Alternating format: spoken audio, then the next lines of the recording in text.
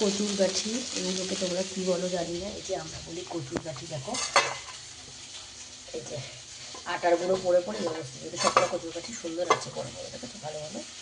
কচুর গাঠি দেখো, কচুর গাঠি সব আটার গুঁড়ো পড়েছে, উপরে দাঁড়িয়ে আটা বেরিয়ে এই যে কচুর গাঠি, অরাম কচু।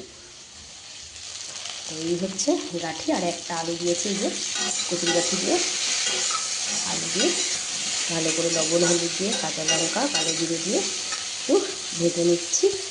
আর এদিকে হচ্ছে মাছ, তেলাপিয়া মাছ দিয়ে করবো।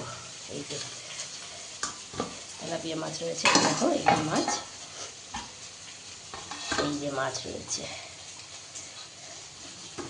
আর এই যে মাছ রয়েছে, এইটা বড়টা।